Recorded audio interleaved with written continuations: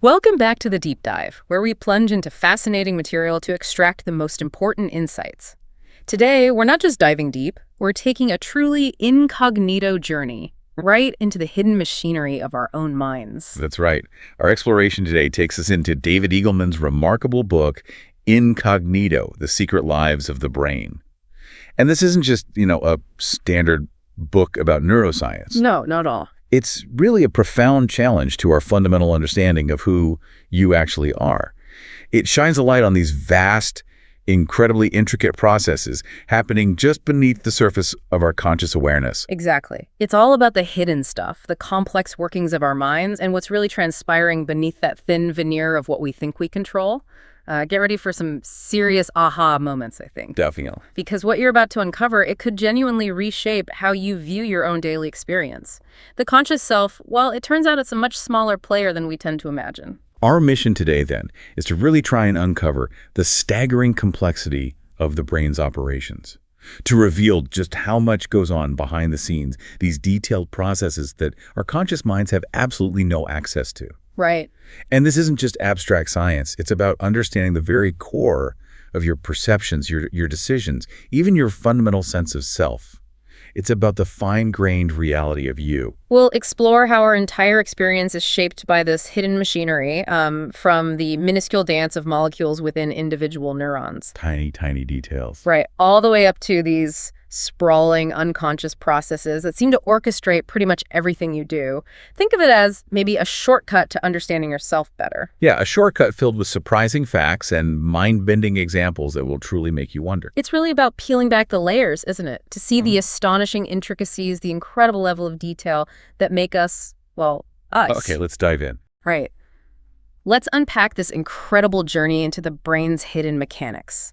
When we typically think of our brain, maybe we imagine a kind of central control room. Yeah, like a command center. A command center for our thoughts and actions.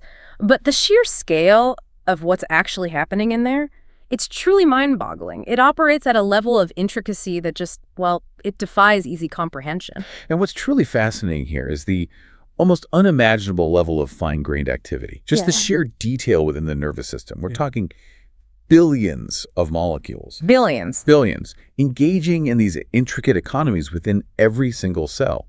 And each one of these cells, it's like a little powerhouse, sending electrical pulses to other cells up to hundreds of times per second. Hundreds of times a second. Per cell. Per cell. It's this constant, ceaseless hum of incredibly detailed activity, whether you're aware of it or not. And Eagleman paints such a vivid picture of this. Almost poetic, really. He says if you were to represent each of those trillions and trillions of electrical pulses in your brain, Trillions and trillions. by a single photon of light, the combined output would be absolutely blinding. Just imagine an electrical storm of that magnitude raging inside your skull. And yet you're completely unaware. Completely unaware of its ceaseless, dazzling operation. This isn't just about complexity, it's a profound challenge to our intuitive sense of self, isn't it? The sheer scale of this unseen, intricate activity means your conscious awareness is like a tiny spotlight. Illuminating just one corner of this vast, bustling metropolis inside your head. Exactly. The you feel, the one listening right now, is just the smallest fraction of what's actually happening. Precisely. And to really hammer home this point of astounding intricacy, this incredible detail, just consider that a typical neuron makes about 10,000 connections. 10,000. To its neighboring neurons. Yeah. This creates a network of such staggering complexity that Eagleman says it bankrupts human language and necessitates new strains of mathematics. Wow, it bankrupts human language. That's quite a statement. It is. Because this isn't merely complex. Yeah. It's a universe of constantly interacting, highly nuanced activity. How do you even begin to describe that level of intricate connection? Okay, so to truly grasp this idea of hidden physical processes, what Eagleman calls this tremendous magic, let's go back to this remarkable incident from 1949. It's a story that really grabs you. The tape recorder stories. Yeah. Arthur Alberts from Yonkers, New York, he traveled to West Africa with a Jeep-powered tape recorder. Quite the setup for the time. Definitely. He was hoping to record native music. But he ran into a bit of social trouble, didn't he? He certainly did. One West African native heard his own voice played back from the tape recorder and genuinely accused Alberts of stealing his tongue. Stealing his tongue, just like that. Yep. Immediate, visceral reaction to something that just seemed utterly impossible from his perspective. Alberts apparently only narrowly avoided getting pummeled by pulling out a mirror A mirror. and painstakingly convincing the man that his tongue was, in fact, still right there in his mouth. You can kind of see why they found it so counterintuitive, though.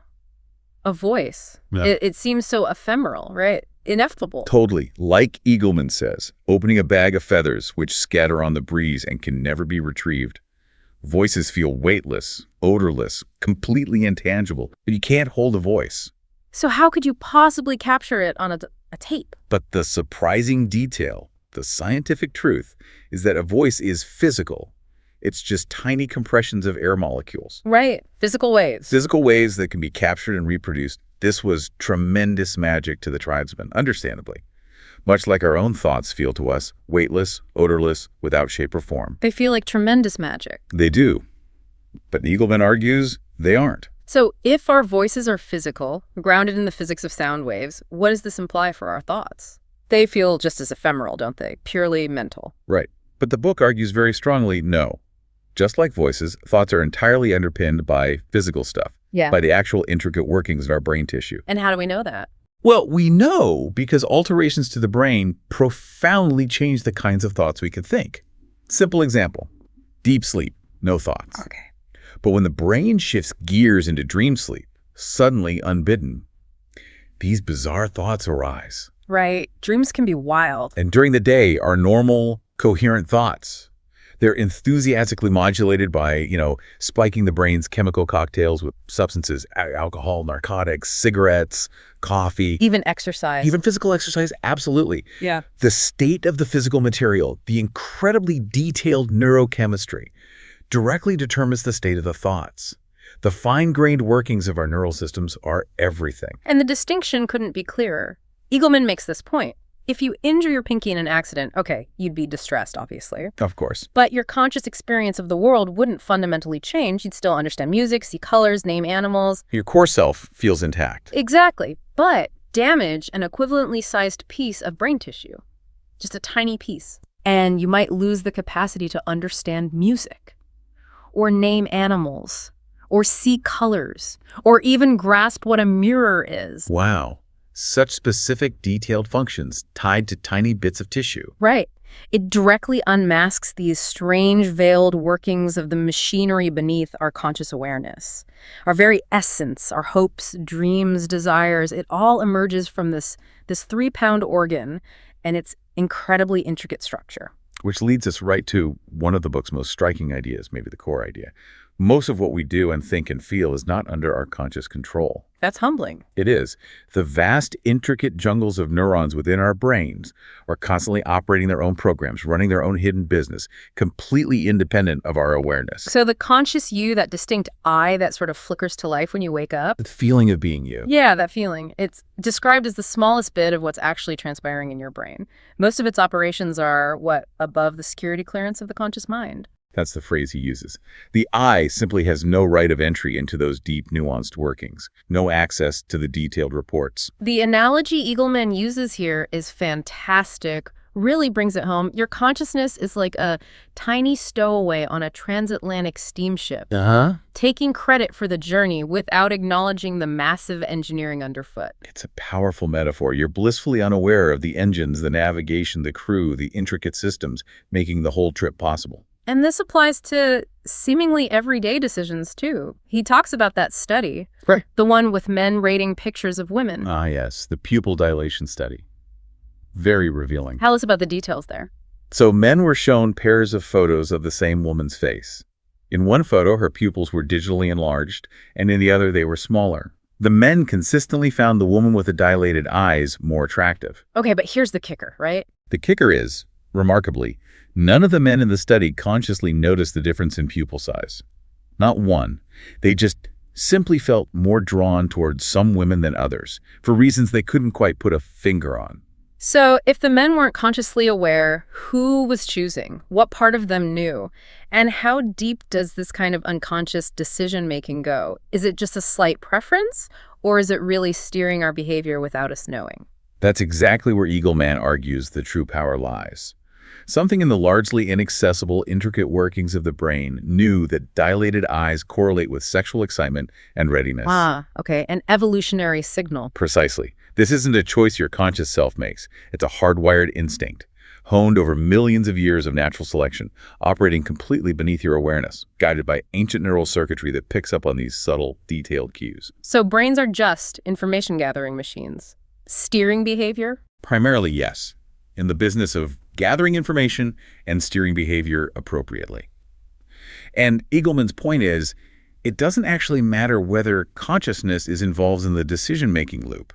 And most of the time. Most of the time, it's not. Consciousness is often out of the loop for efficiency. You see evidence of this constantly, right? Like your foot hits the brake before you consciously register, oh crap, a car is backing out. Exactly. Or you suddenly hear your name across a crowded, noisy room, even though you thought you weren't listening to that conversation at all.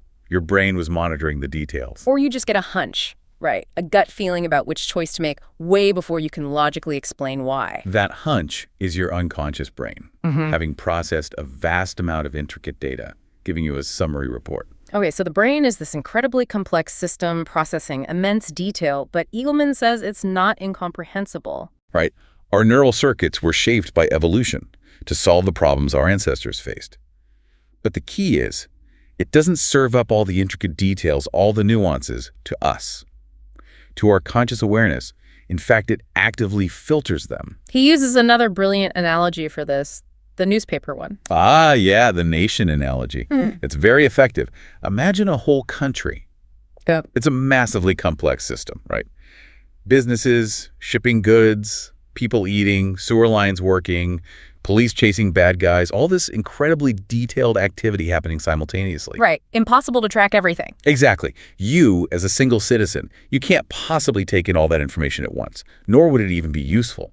What you want is a summary. So you pick up a newspaper. Right. But not like a super dense, detailed one like a New York Times covering every nut and bolt. More like USA Today. Quack. Lighter fare, the headlines. Okay, I get it. You don't need to know the minute workings of the entire food supply chain. Exactly. You just want to know if there's a mad cow disease outbreak. You don't care about the precise wiring in every factory. You just care if the workers are going on strike and might affect you.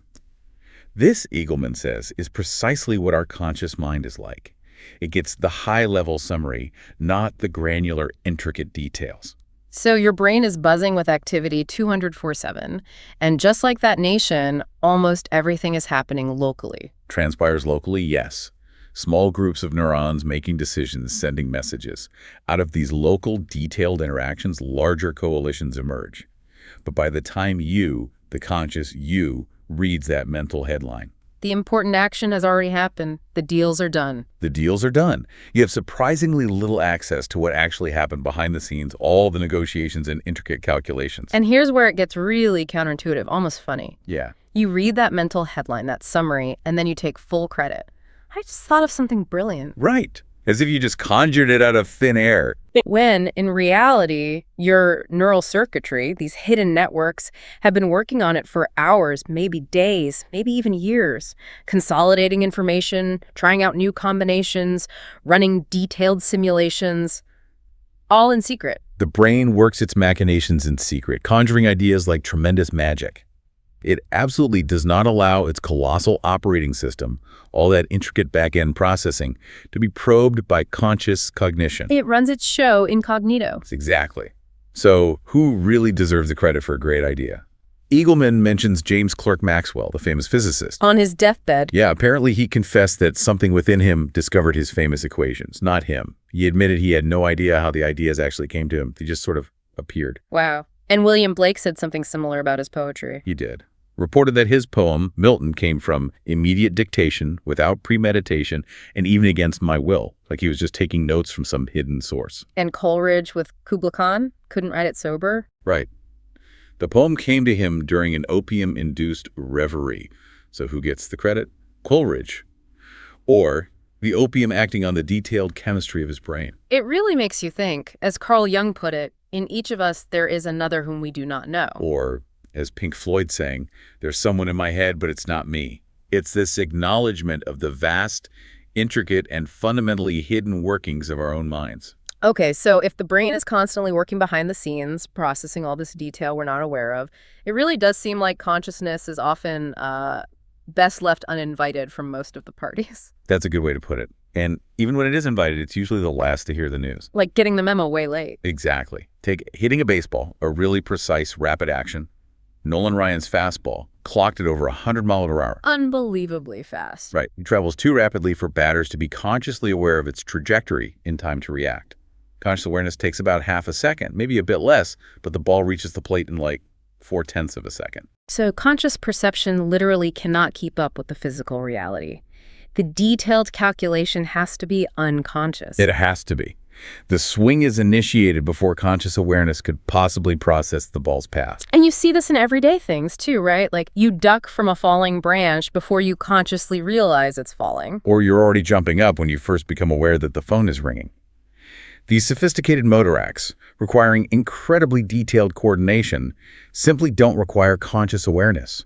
Your brain's intricate automated machinery handles it. So the conscious mind isn't really at the center of the action in the brain. Not at all. Eagleman says it's far out on a distant edge, hearing but whispers of the activity. Yes, whispers. Wow. A distant observer getting only filtered, summarized info from the immense, nuanced work being done by all these subsystems. Which brings us to perception itself, like vision. The act of just seeing seems completely natural, effortless. Yeah, you just open your eyes and there's the world. But it's actually built on vastly sophisticated machinery. Machinery that processes an incredible amount of detailed sensory input. Get this, about 1/3 of the entire human brain is devoted just to vision. 1/3. That's huge. It's an enormous commitment of neural real estate. Yeah. And it's because the brain performs this massive amount of work to unambiguously interpret the billions of photons streaming into your eyes every second. It's not passive reception, it's active, detailed construction. And he talks about people who regain sight after being blind for decades. Right. Surgically recover eyesight. They don't suddenly just see a clear, coherent world. No, they have to learn to see again. Their brains, lacking the lifetime of experience correlating visual input with other senses, initially find the visual information just overwhelming. A buzzing, jangling barrage of shapes and colors, as he puts it. So it's not just about the light hitting your retina, it's about the brain constructing meaning from it, learning how to interpret the raw, nuanced data stream. Exactly. And for those of us who've seen all our lives, visual illusions are great at revealing how our visual systems often get it wrong. Or rather, how they actively construct what we see. Like peripheral vision. Perfect example. The actual resolution in your peripheral vision is surprisingly poor. It's roughly equivalent to looking through a frosted shower door. Seriously blurry detail. But it doesn't feel blurry. It doesn't. You enjoy the illusion of seeing it clearly because your brain cleverly fills in the missing detail based on context and expectations. It constructs a seamless experience. This idea of the brain filling in the blanks, it's highlighted by things like change blindness too, right? Absolutely. Yeah. Our attention acts like a spotlight, slowly crawling across a scene, analyzing interesting landmarks, picking out certain details. Until it finally detects what's changing, we can miss surprisingly large things. Like in that famous door experiment. The door experiment is classic. People are giving directions to an experimenter. Workmen walk between them carrying a door, and behind the door, the experimenter is swapped out for a completely different person. And people don't notice. The majority of subjects just continued giving directions without noticing the person had changed. They were only encoding small amounts of specific information, maybe the person's general category, like construction worker. The rest was just assumption. Their brains filled in the missing pieces, assuming continuity. Magicians must love this stuff. Oh, they absolutely rely on it. They are masters of directing your attention and exploiting the gaps in your detailed perception. What's really profound about this is that the brain doesn't actually reconstruct a full, perfect 3D model of the world in real time. No, that would be incredibly inefficient. It computes on a need-to-know basis. It doesn't need to see every single detail all at once or store everything internally. It just needs to know where to find the information when needed and pull out the relevant nuances. Exactly. And then it constructs a coherent picture, a summary, for your conscious mind based on those selected details and a lot of built-in assumptions. The blind spot is another perfect example of this filling in, isn't it? A striking example. Edmé Marriott discovered it way back in 1668. There's a sizable patch on your retina where the optic nerve connects, and there's simply no photoreceptors there. No light detection possible in that specific spot. But we don't see a black hole in our vision. Not at all. Our visual field appears perfectly continuous. Your blind spot is actually huge. Apparently, you could fit 17 full moons into it. 17 moons. Yeah. But we don't perceive a hole of whiteness or blackness. Instead, the brain just smoothly fills in the missing information from the blind spot with whatever pattern is in the background. It literally papers over the gap with assumed detail. So again, you're not perceiving what's objectively out there. You're perceiving whatever your brain tells you after it's interpreted, constructed, and completed the picture based on the available nuances and its built-in rules. And it makes assumptions too, like about lighting. Unconscious assumptions all the time. For instance, it assumes light typically comes from above. It's a good bet in the natural world. Yeah. So you see a flat circle shaded darker at the bottom. It looks like it's bulging out like a bump. Right. And if it's shaded darker at the top, it looks like a dimple dented in. Your brain imposes a 3D interpretation based on that simple, ingrained lighting assumption. These pervasive, unconscious assumptions mean that seeing feels easy because of the complicated neural machinery handling all these nuanced computations, not despite it. The brain just takes care of all those intricate details for us behind the curtain. Exactly. And it even messes with our perception of time. The duration of an event can be easily distorted. Like when you glance at a clock and the second hand seems frozen for just a moment too long. That's a common experience. And in the lab, they can show this easily. Flash a larger square on a screen for the exact same duration as a smaller square. And the larger one seems to last longer. Yep. Or a brighter one seems longer than a dimmer one. Or a moving one longer than a stationary one. Our perception of time is surprisingly malleable, influenced by other sensory details. And then there's that really bizarre one, the illusory reversal of action and sensation. Oh yeah, that one's wild. Get this. If you press a button and a light flashes after a slight but consistent delay, say, 1/10 of a second later, your brain adapts to that delay. It recalibrates its expectation of cause and effect timing. Okay, it learns the pattern. Right. Then, if on a subsequent trial, the light flashes immediately when you press the button with no delay, What happens? you will perceive the flash as having happened before you press the button. Before. How is that possible? Your brain is trying to maintain a consistent narrative based on the learned delay. When the timing violates that expectation so dramatically, it essentially rearranges the perceived order of events to make sense of it. It prioritizes the expected pattern over the actual sequence of detailed events. That's mind-bending. It's literally rewriting your immediate past. In a tiny way, yes. It shows that we aren't conscious of most things until we specifically query them. And even then, what we perceive is actively generated, constructed by parts of the brain we have no conscious access to. All that intricate construction happens completely outside our awareness. Okay, let's shift gears a bit. Consider something simple, like changing lanes while driving. All right. A very common, everyday action for many people. Now try this. Close your eyes and just think through all the precise motions, the checks, the steering adjustments, the speed control. Yeah, if you try to consciously list every single detailed step, you'd probably be flummoxed, right? Or miss half of them. Exactly. You're simply not consciously aware of the vast majority of your brain's ongoing, intricate activities required for such a common task. It's handled by these unseen, sophisticated, automated systems. And honestly, you wouldn't want to be consciously aware of all those nuances. Why not? It would completely interfere with the brain's well-oiled processes. Think about it. If you consciously focus on exactly where each finger needs to go when playing the piano, You mess up. you mess up.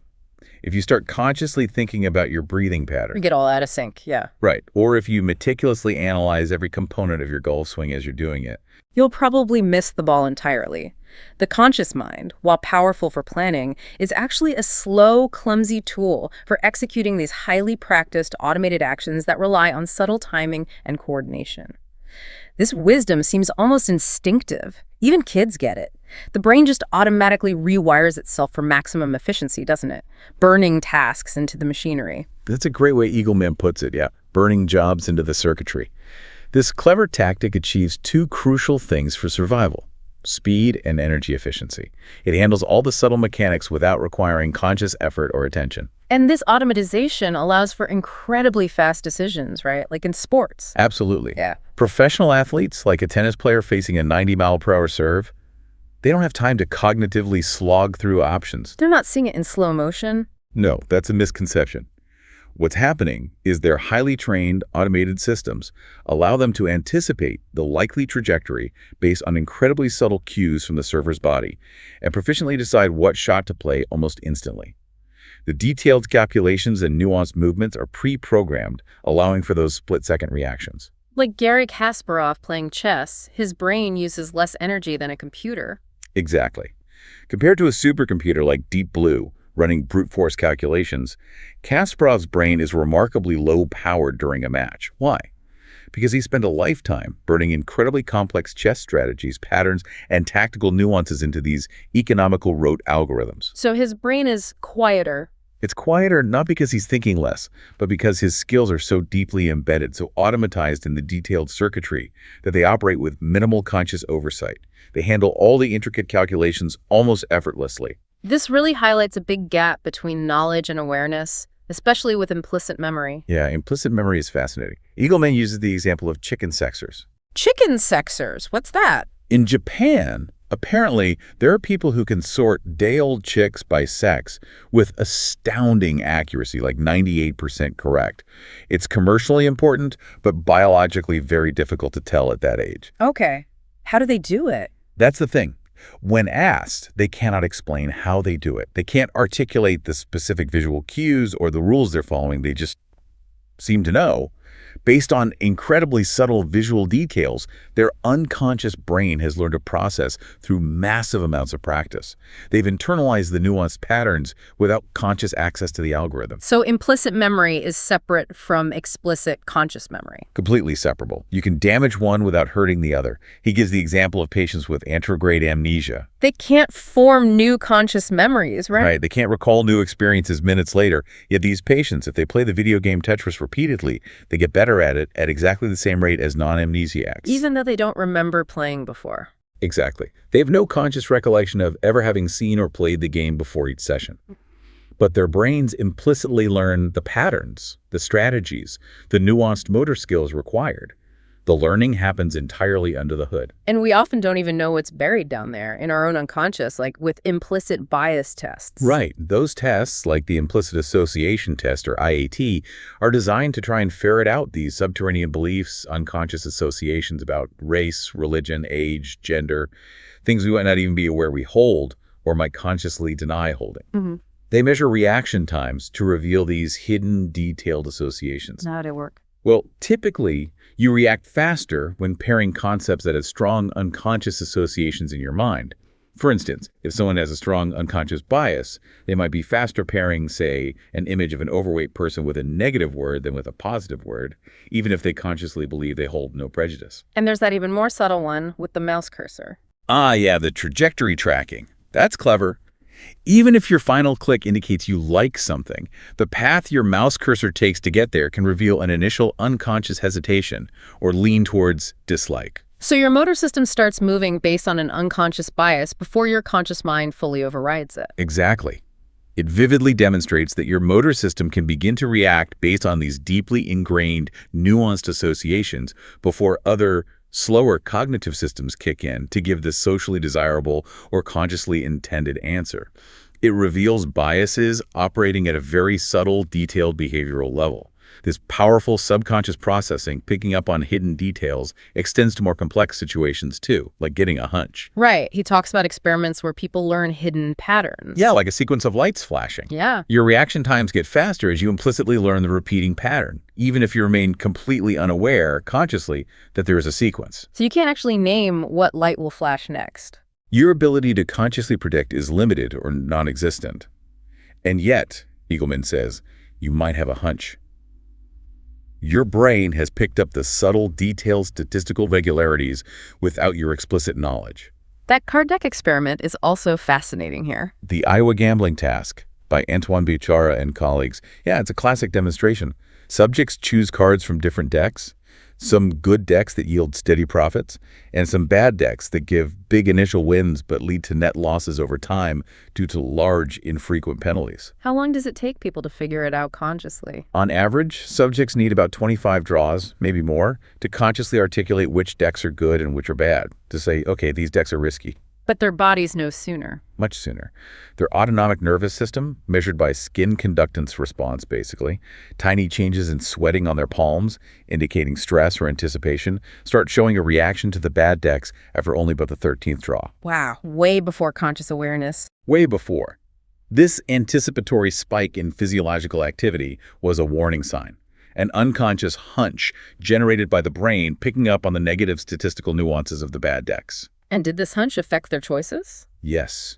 Subjects started unconsciously favoring the good decks, shifting their choices away from the bad ones, even before they could consciously say why they were doing it. So conscious knowledge wasn't even needed to make better decisions. The detailed physiological response guided them. Exactly. And here's the really interesting part. Patients with damage to a specific brain area, the ventromedial prefrontal cortex. Where's that? Right behind your forehead. It's crucial for processing emotion, weighing consequences, making good judgments based on gut feelings. These patients couldn't generate that anticipatory skin conductance response. Their internal alarm system for daily decisions seemed broken at that detailed physiological level. So they didn't get the hunch. They didn't get the hunch. And amazingly, even after they consciously realized which decks were bad, they could tell the experimenter, yeah, those decks are losing me money, they still continued to choose from them. Really? Why? Because they lacked that gut feeling, that nuanced physiological warning signal. It demonstrates how essential that unconscious, emotional, detail-driven signal is for making advantageous decisions in complex situations. Conscious knowledge alone wasn't enough to guide their behavior effectively. Okay, this is fascinating. If the conscious mind is just a small part, and all these hidden, intricate processes are running the show, what does that even mean for who you are? Eagleman explores this idea that we contain multitudes, right? Like Walt Whitman said. Exactly. He uses the Mel Gibson incident from 2006 as a striking, if controversial, example of this internal multiplicity. Ah, the DUI arrest and the anti-Semitic rant. Right drunk, he made these incredibly inflammatory remarks. But then less than 19 hours later, he issued this deeply contrite, seemingly sincere apology. So which one was the true Mel Gibson? Good question. People argued both ways, right? Alcohol reveals the real self. Or he was just drunk and not himself. Exactly. Eagleman uses this to suggest that maybe the question itself is flawed. Perhaps we're not a single unified self, but rather made of many neural subpopulations, constantly competing. Your car can't be conflicted about where to go, but brains, he says, can be of two minds, and often many more. There are competing details within. So a team of rivals framework, different brain parts competing for control. That's the idea. Different neural networks, often with evolutionary roots, push for different outcomes. Think about being offered chocolate cake. Okay, tempting. Right. Part of your brain, maybe an older system focused on immediate energy, craves the rich sugar and fat. Another part, perhaps involving the more recently evolved prefrontal cortex, worries about the long-term consequences of your health, your weight goals, social judgment. So part of you wants the cake desperately, and another part is trying to resist. Exactly. There's an internal conflict, a debate between these rival factions. And Eagleman suggests your final action, eat the cake or refuse it, is determined by the final vote of the parliament of these competing neural systems. Whichever coalition wins the detailed negotiation determines the outcome. This battle, this internal conflict, is shown really well by the trolley dilemma, isn't it? Oh, the trolley problem. A classic in philosophy and neuroscience now. It beautifully illustrates the clash between rational calculation and emotional response. So remind us of the basic setup. Okay, scenario one. A runaway trolley is heading towards 5 workers on the track. You are standing next to a lever. If you pull the lever, the trolley switches to a side track where it will kill only 1 worker. Most people say they would pull the lever. Right. Save 5 lives at the cost of 1. Seems logical, if tragic. Seems logical.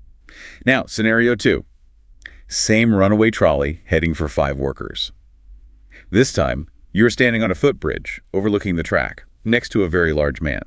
The only way to save the 5 workers is to push this large man off the bridge and onto the track below, where his body will stop the trolley. Oof. Okay, that feels different. Very different. The math is identical. Sacrifice 1 life to save 5. But most people recoil in horror at the thought of physically pushing the man. They say they wouldn't do it. Why the difference? It's the same outcome numerically. It's the personal interaction. Yeah. The physical act of pushing someone engages emotional networks in the brain much more strongly than the impersonal act of pulling a lever. Brain imaging studies actually show this. Really? You can see it in scans? Yeah. In the footbridge scenario, areas involved in emotion, social cognition, and even motor planning related to the physical act of pushing become highly active. Particularly areas like the amygdala, involved in processing strong emotions like fear and aversion. But in the lever scenario, In the track switch scenario, it's mainly the lateral areas involved in rational thinking, the calculation parts of the brain that light up. When you have to physically push someone, your brain registers it emotionally, viscerally. When you just tip a lever from a distance, your brain behaves more like Mr. Spock, dispassionately calculating the odds based on logic, filtering out the messy human detail. that explains why distance makes killing easier, doesn't it? Like drone warfare versus hand-to-hand combat. Absolutely.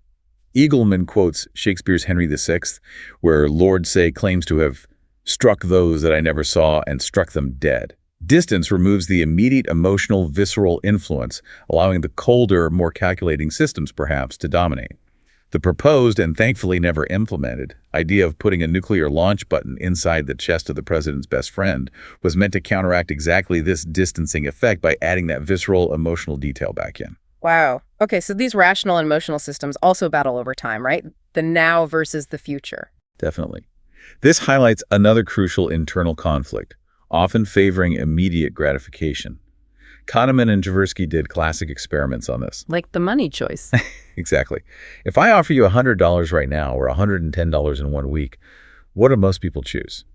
Probably the $100 now. A bird in the hand. Right.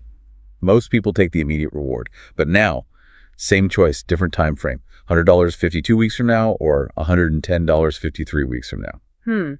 Then waiting the extra week for $10 seems worth it. I'd probably wait. Most people do. This is called hyperbolic discounting, or discounting the future. Rewards that are closer in time loom much larger in our mental calculus, even if the delay difference is the same. Our present self heavily discounts the value of future rewards. It's a very specific, detailed preference hardwired into us. And this relates to real-world stuff, like the housing bubble. Eagleman argues it does. Those subprime mortgages offered very low teaser payments initially, making them incredibly attractive right now. The much higher, often unaffordable rates were hidden in the mists of the future. They were perfectly optimized, perhaps unintentionally, to exploit this I want it now bias in our decision-making systems, downplaying the future detailed costs. This impulsive, short-sighted part of us, the inner pig dog or Freud's id, it's pretty strong. It can be very strong, but the amazing thing is our brains can also develop meta-knowledge, a higher-level understanding of their own internal workings and weaknesses. We can become aware of our tendency towards immediate gratification. Like Ulysses and the Sirens. Exactly. Ulysses knew he wouldn't be able to resist the siren's deadly song when he heard it. His future impulsive self would take over. So his present rational self made a plan. He had his men tie him to the mast and plug their own ears. This is a perfect example of a Ulysses contract. A deal you make with yourself now to constrain your future self's behavior. Precisely. A deal struck between the present you and the anticipated future you to bind behavior, leveraging this meta-knowledge about your own internal conflicts and likely failures of willpower. You anticipate the detailed temptations and plan around them. Like those Christmas savings clubs people used to join. A perfect real-world example. People willingly asked banks to restrict their own access to their own money because they knew their future self would likely fritter it away before Christmas if they didn't. They were essentially tying their own hands. Or people over-deducting on their paychecks to get a big tax refund. Same principle. Logically, it's better to have the money throughout the year, but people know they'll likely spend it impulsively. So they prefer to grant the government the responsibility to protect them from their future selves, creating a forced savings plan. It's about managing that internal conflict by outsourcing the control, acknowledging the weakness in their own detailed financial planning. So these contracts are about managing the internal battle, setting up barriers against future impulses, like saying, okay, I can eat this chocolate cake now, but only if I commit to going to the gym tomorrow. Right. Or those weight loss contracts where you put money down and you lose it if you don't meet your goal.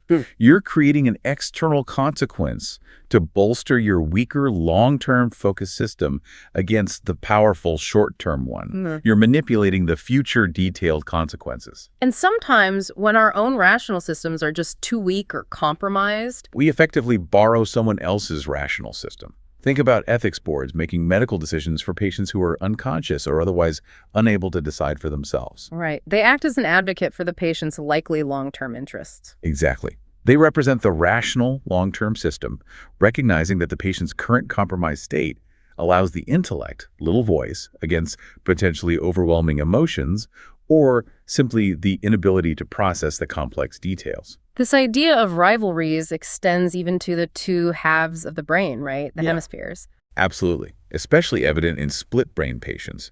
These are individuals who, usually to treat severe epilepsy, have had the corpus callosum surgically severed. That's the main communication highway between the left and right hemispheres. The dense bundle of nerve fibers connecting them, yes. When it's cut, the two halves of the brain can essentially live their own separate lives, disconnected in some really remarkable ways, processing details independently.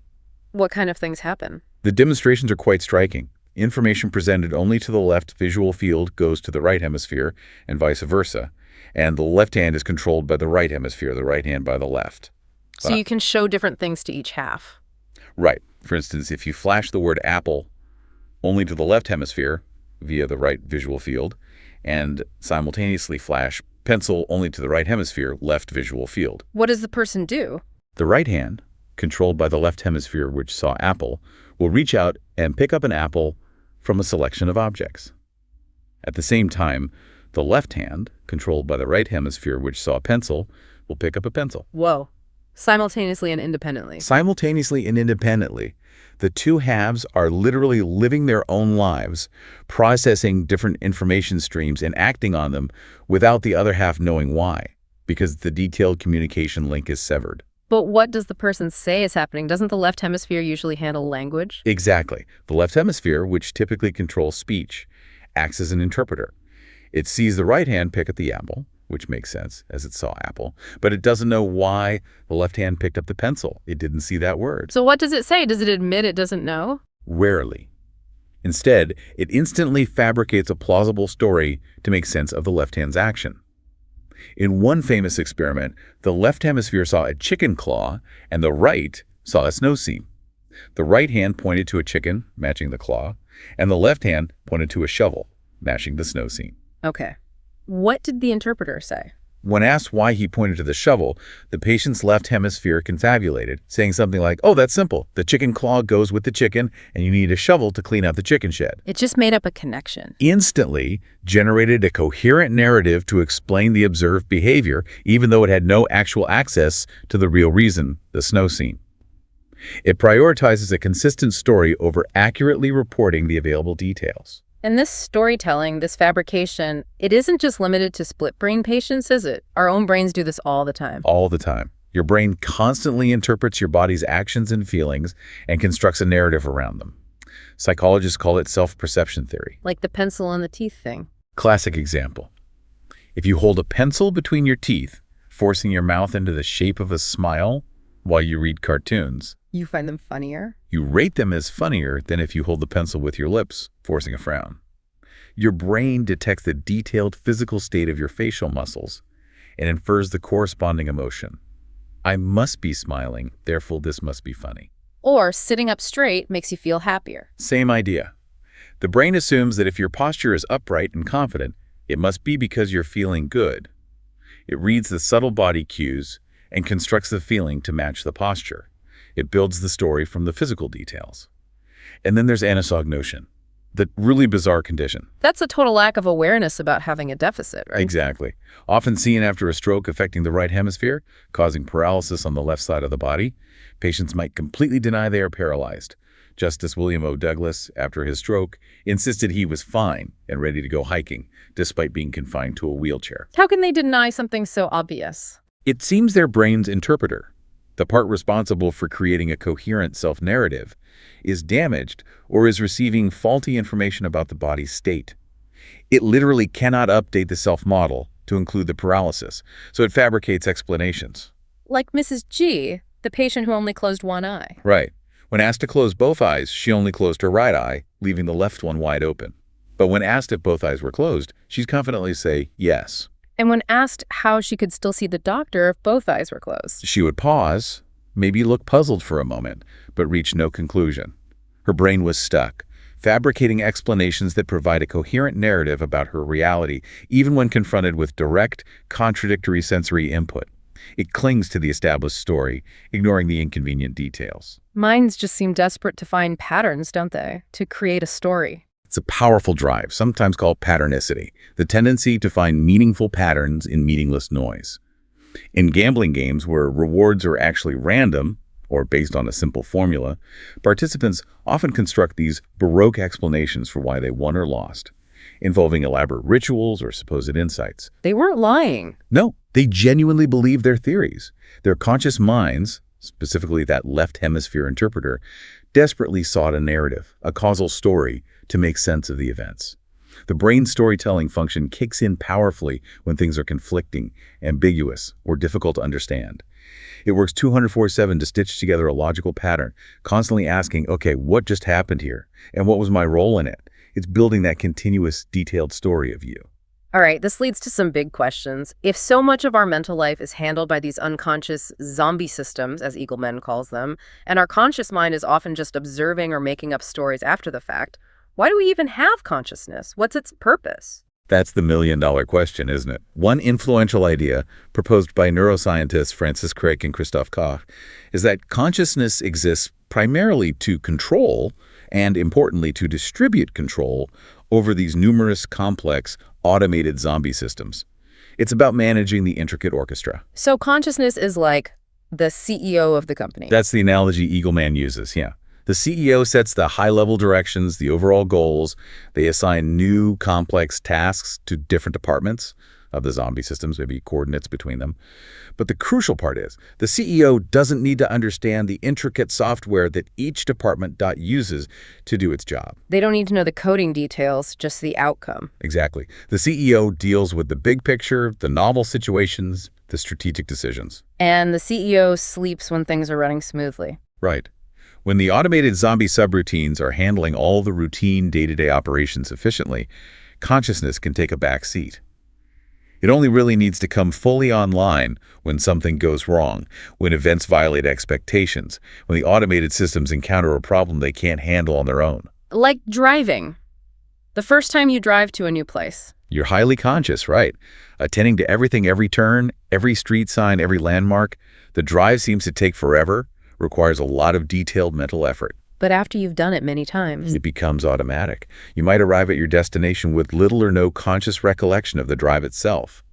Your zombie systems, now expertly trained for that specific route, handled all the nuanced navigation and driving tasks. Consciousness only jumps back in if something unexpected happens. Precisely. A deer darts into the road, there's sudden construction blocking your usual turn, a traffic light is out. That's when the CEO wakes up, assesses the novel situation, and decides on a new plan, overriding the automated routine because the expected details changed. Makes sense from an evolutionary perspective, too. It does. An animal with only zombie systems would be very energy efficient for predictable environments, but incredibly inflexible. It would have economical programs for specific tasks, but no quick way to switch between them or learn entirely new, complex behaviors when the environment changed unexpectedly. So consciousness provides flexibility. Flexibility, adaptability, the ability to learn new skills and set long-term goals. But it comes at a cost. It's metabolically expensive and it requires a long period of development, like human childhood, to build up that sophisticated conscious CEO, capable of managing all the underlying intricate systems. Humans, with our more developed conscious control, can arbitrate these complex internal conflicts and plan for the future in ways other animals can't. This team of rivals idea, the competing systems, it also helps understand something really human, like keeping a secret. Yeah, that's a neat application of the framework. Neurobiologically, what is a secret? Eagleman suggests it's essentially a struggle between competing parties in the brain. The intricate interplay, the tension between these factions is what defines it. So one part wants to tell, another part wants to keep quiet. Exactly. One neural coalition is pushing for disclosure, maybe for social bonding or relief. Another coalition is pushing for concealment, perhaps due to fear of consequences or social strategy. If no part cares, it's just a boring fact. If all parts want to tell, it's just a good story you share readily. It's the internal conflict, the detailed tug-of-war, that makes it a secret. And that conflict is stressful, right? Keeping secrets is unhealthy. Research suggests it is, yeah. Linked to higher levels of stress hormones, poor health outcomes. And conversely, confessing secrets, or even just writing about them privately, tends to improve physical and mental health. It releases the internal tension. It resolved the conflict between those competing neural factions. Often, venting a secret isn't even about seeking advice. The act of simply telling someone, getting it out, can be the solution itself. It eases the detailed strain of maintaining the internal blockade. Okay, let's talk about AI. Why are we still waiting for C-3PO, that truly intelligent conversational robot? Yeah, progress in artificial general intelligence has been slower than many predicted. Eagleman suggests part of the reason AI got stuck is because intelligence is just incredibly hard, built on layers and layers of intricate biological solutions. We've tried to build it from scratch, top down, but nature has had billions of years of bottom-up experimentation. And the team of rivals idea is key here. He argues it's crucial for reinventing AI. Many previous approaches divide tasks efficiently, but they lack true differing opinions or competing solutions within the system. He suggests we need architectures that ceaselessly reinvent subagents, each with overlapping solutions, and then to pit them against one another. Like internal evolution, constant competition. Kind of, yeah. This overlapping factions approach, where multiple systems might try to solve the same problem using different detailed strategies, offers robustness. If one pathway fails, another might succeed. It allows for clever problem solving by unexpected means, just like biological evolution often finds roundabout, intricate solutions. Biology never just solves a problem and moves on. Biology never checks off a problem and calls it quits, Eagleman writes. It reinvents solutions continually. This constant, detailed iteration ensures adaptability and resilience when facing new challenges.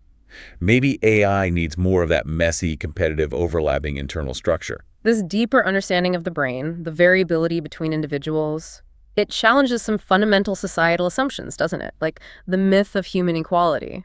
That's a provocative phrase he uses, yeah.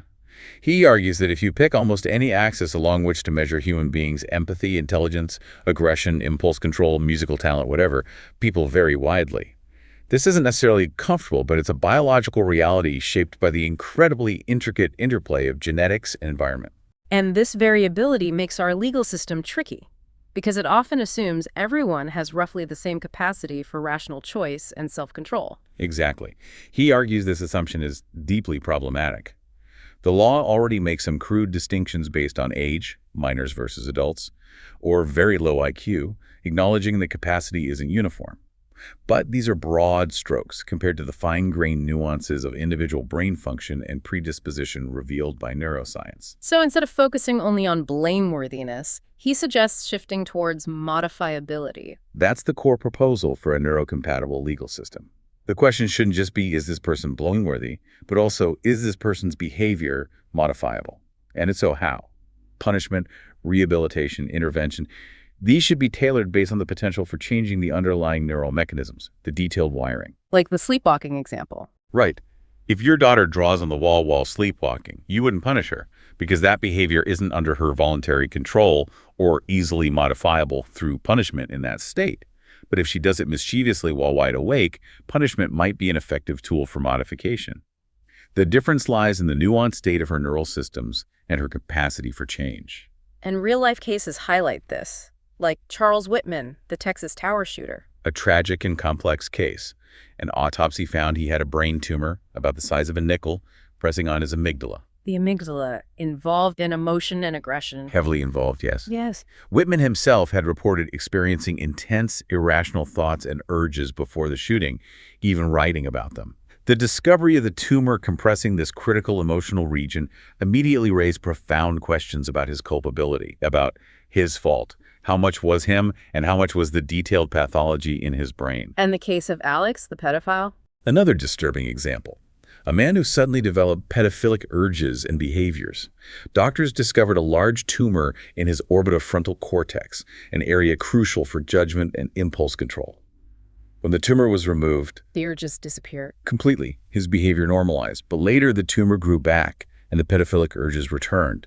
Removed again, they vanished again. It's a stark illustration of how profoundly a specific, detailed change in brain structure can alter behavior and, seemingly, personality. Or patients with frontotemporal dementia. Right. Degeneration in the frontal lobes, the brain's CEO, leads to a loss of social inhibitions. They might start shoplifting, making inappropriate sexual remarks, exposing themselves publicly, acting completely out of character because the detailed neural machinery for social regulation is breaking down. And Parkinson's patients who become gamblers. Some medications used to treat Parkinson's boost dopamine levels.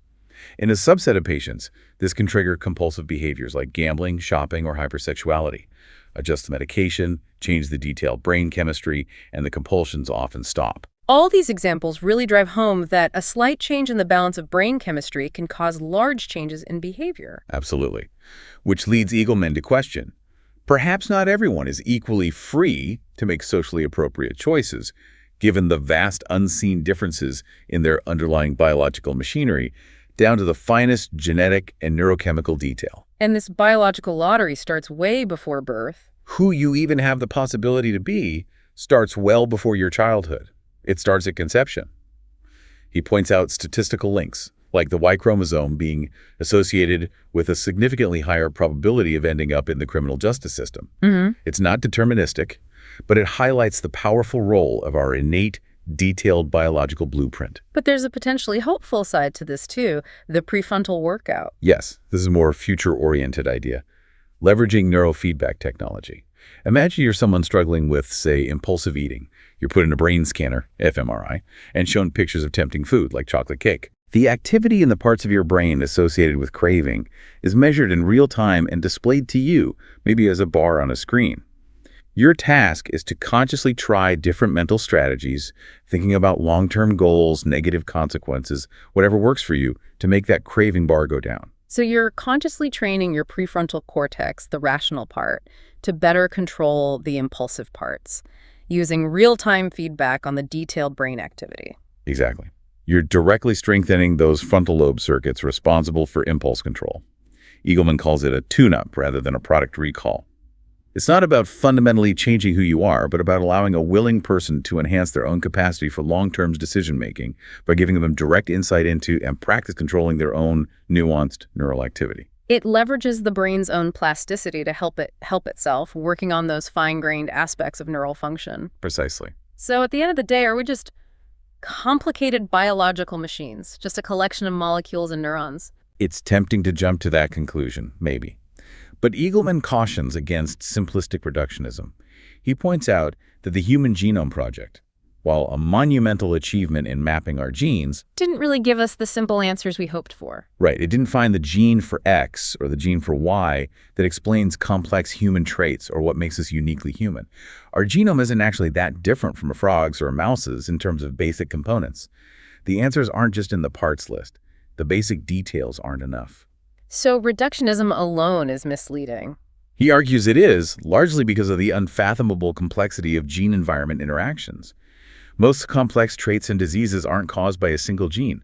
They're polygenetic, involving subtle contributions from many genes. And crucially, genes only express themselves and have effects in the context of a specific environment. The intricate interaction is key. Like the link between stress and schizophrenia. A powerful example. The social stress experienced by immigrants, for instance, seems to be a more significant factor in triggering schizophrenia than any single gene variant identified so far. The detailed environmental context interacts with genetic predisposition in complex ways. Or those monkey studies on serotonin. Stephen Sommi's work, yeah. Monkeys have different flavors of the serotonin transporter gene, short or long alleles. But whether a monkey with the risky short allele becomes aggressive or anxious depends almost entirely on its upbringing, whether it was raised by its mother or only with peers. So the gene's effect depends completely on the environment. Completely. The gene variant itself doesn't determine the outcome. Its effect emerges only from the intricate interaction with a specific rearing environment. Caspi's work showing similar gene-environment interactions for depression risk in humans following childhood abuse reinforces this point. It's always a complex, nuanced interplay. Which brings us to the concept of emergence. Yes. This is crucial. Emergence is the idea that complex systems can exhibit properties that their individual components do not possess. None of the individual metal parts of an airplane, the rivets, the wires, the aluminum sheets, have the property of flight. But when you assemble them in a very specific, intricate way, the property of flight emerges from the interactions of the system as a whole. or traffic jams, you can't understand traffic flow just by studying spark plugs. Exactly. You need to look at higher level factors: speed limits, driver behavior, road design, rush hour patterns. The jam emerges from the interactions of many individual agents. Or Eagleman's example: The Simpsons isn't funny because of the specific transistors in your TV. Right. The humor emerges at a much higher level of meaning and context. So similarly, while minds absolutely depend on the physical stuff of neurons, neurons are not themselves thinking. Consciousness, thought, feeling, these are likely emergent properties of the incredibly complex, detailed interactions within the neural system. We might be missing a whole level of explanation, like the Kalahari Bushman and the radio. That's his analogy. The Bushman finds the transistor radio, meticulously studies its wires and circuits, maybe even figures out how they work, and concludes the voices must be coming from the circuitry itself. Because he's completely unaware of radio waves. Completely unaware of this whole other invisible layer carrying the information. Eagleman wonders if we might be in a similar position, with consciousness focusing intently on the neuronal details, the circuitry, while potentially missing a whole other level of explanation, some emergent principle or interaction we haven't even conceived of yet. It's a truly humbling thought. If our brains were simple enough to be understood, we wouldn't be smart enough to understand them. It captures the paradox, doesn't it? But the exciting thing is, we are living in a generation with both the technology and the collective will to seriously study the brain, this most wondrous thing we have discovered in the universe, as he calls it, and is us. We're beginning to peer into the most intricate system known and realizing its profound, almost terrifying depth. Okay, wow. So we've journeyed through these successive dethronements, as Eagleman calls them. Yeah, it's quite a list. First, we weren't the center of the universe, Copernicus. Then we weren't created specially, separate from the animal kingdom, Darwin. And now we realize our conscious minds aren't even really at the center of ourselves, that most of what we do is driven by this immense tapestry of intricate, hidden processes. It's the latest dethronement, in a sense. A humbling realization that the I we identify with is just a small part of the operation. But these dethronements, they don't have to lead to despair or meaninglessness, do they? Not at all. Eagleman argues the opposite. Understanding the true vast scale of the cosmos, or the immense age of the Earth, or the detailed molecular basis of life and inheritance, these haven't diminished us. They've opened up something bigger, more wonderful. They've led to incredible scientific progress, technological leaps. And arguably, a far deeper sense of awe at the intricate, beautiful mechanisms of the universe, both outer and inner. And in the same way, understanding the nuanced inner workings of our brains, even the unconscious parts, gives us better tools, right? Better inroads to understand human behavior. Definitely. To potentially redefine concepts like virtue or responsibility in a more nuanced way, and to explore new, more effective opportunities for rehabilitation and social policy, moving from that simple idea of blameworthiness towards a more sophisticated practical focus on modifiability, based on the detailed realities of brain function. It forces us to realize that self-knowledge, really knowing ourselves, requires more than just introspection. Yeah, Eagleman makes that point strongly. Self-knowledge requires as much work from the outside, in the form of science, as from the inside, introspection. We simply can't introspect our way into understanding the detailed workings of our autonomic nervous system or the precise neurochemical reasons why we feel attracted to someone or why we love pillow talk after sex. So much of the inner cosmos remains incognito to direct experience. The story of Phineas Gage really underscores this, doesn't it? The railroad worker who had the iron rod blown through his frontal lobes. A classic foundational case in neuroscience. Gage survived, remarkably, but his personality was profoundly changed. He went from being responsible and well-liked to impulsive, profane, and unreliable. It was one of the first dramatic demonstrations that specific, detailed brain damage could fundamentally alter who a person is. Or just think about the effects of narcotics or hormones or simple fatigue on our mood and decisions. It all points to the same thing. Who you are depends on the sum total of your neurobiology. Down to the smallest, most intricate moment-to-moment nuances of its physical state. The idea that these invisibly small changes inside the brain can cause massive changes to behavior is just profound when you really absorb it. It is. Our choices, our personalities, our very sense of self are inseparably married to the microscopic workings of this electrochemical machinery inside our heads. And as we develop the tools to see that machinery in more detail, We're discovering the gorgeousness of the microscopic world inside us, just as we discovered the incomprehensible scale of the cosmos outside us. Eagleman suggests we're getting the first glimpses of the vastness of inner space. Of inner universe. An internal, hidden, incredibly intimate cosmos that commands its own goals, its own imperatives, its own, often alien-seeming logic. The brain is this organ that can feel strangely separate from us, yet its detailed wiring patterns, sculpted by genes and experience, create the entire landscape of our inner lives. Okay, so here's maybe the final thought to leave people with, something that really struck me from all this. When you truly start to grasp the immense, intricate, and often hidden processes, all those layers of detail that make up your mind, does the experience of just being you change? How so? Well, does it shift from feeling mundane, like you're just this single unified self going about your day, to something magnificent, maybe even a bit terrifying? How much more you are you, perhaps, when you realize you're hosting this vast, unknowable, incredibly detailed universe operating just beneath the surface of your conscious thoughts? Realizing the sheer depth and complexity beneath the everyday feeling of self. That is a powerful thought to sit with. The deep dive definitely continues. Thank you for joining us on this deep dive into the incognito mind. We really hope this exploration of the brain's hidden workings, all those intricate details, has given you a new perspective on yourself and the world around you. Until next time, keep exploring, keep questioning, and stay well informed.